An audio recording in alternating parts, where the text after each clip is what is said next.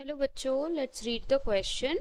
The question says which one of the following statement is totally wrong about the occurrence of notochord while the other three are correct.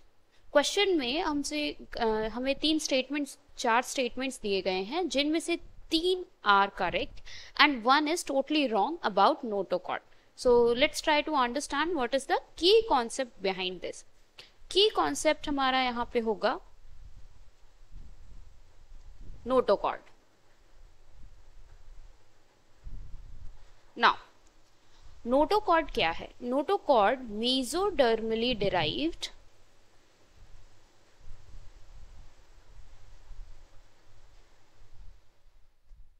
Rod like structure है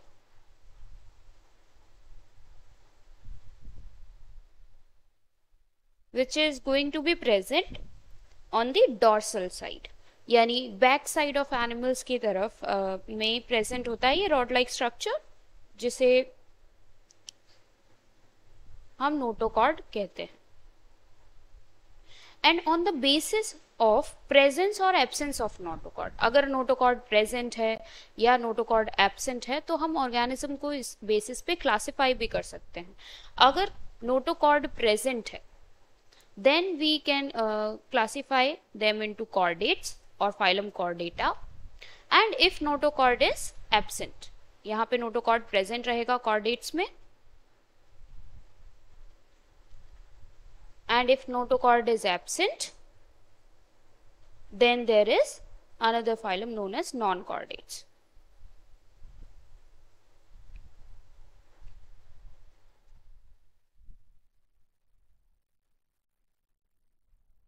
यही notochord आगे जाके जब advance हो जाता है तो vertebral column इसको रिप्लेस कर देता है और इन ऑर्गेनिज्म को फिर हम वर्टिब्रेट्स कहते हैं.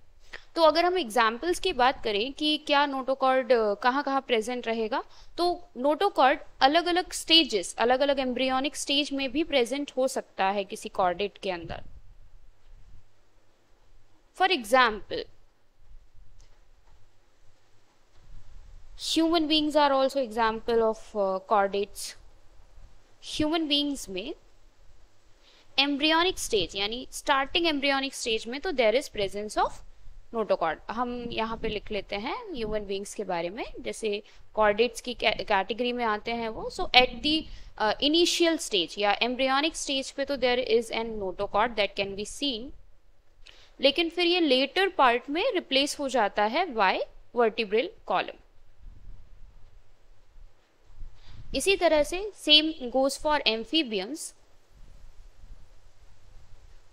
जिन्हें हम frog can be the example for this, जिसमें एम्ब्रियोनिक स्टेज में there is presence of notochord और फिर it will get replaced by the vertebral column in an adult frog.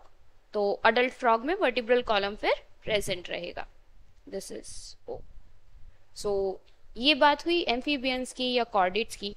और भी एग्जाम्पल्स होते हैं जिनमें there can be presence of notochord during a particular life time, और they can notochord can also be present throughout the life.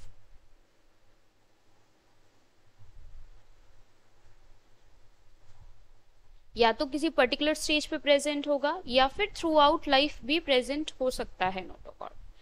This can depend upon different organisms.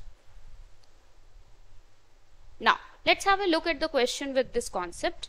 तो question में हमसे कहा गया कि इनमें से कोई भी तीन स्टेटमेंट करेक्ट होने वाले हैं जो कि नोटोकॉर्ड से रिलेटेड रहेंगे. तो पहला स्टेटमेंट कहता है it is absent throughout life in humans from the very beginning. This statement will be wrong. जैसा हमने अभी डिस्कस किया कि नोटोकॉर्ड प्रेजेंट होता है एम्ब्रियोनिक स्टेज में ह्यूमन बींग्स के केस में, बट फिर ये लेटर पार्ट में रिप्लेस हो जाता है बाय वर्टिब्रल कॉलम. तो यहाँ पे ये स्टेटमेंट फिर रॉन्ग हो जाएगा that it is absent throughout the life, because present होता है नोटोकॉर्ड बिगिनिंग में. It is present throughout life in amphioxus. This is right. Amphioxus में नोटोकॉर्ड पूरे लाइफ में प्रेजेंट रहता है and it is present only in larval tail in ascidians, that is also true.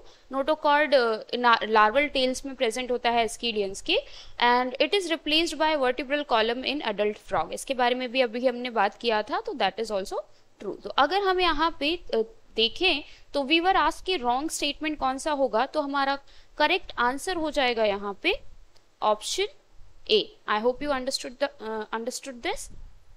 Best of luck.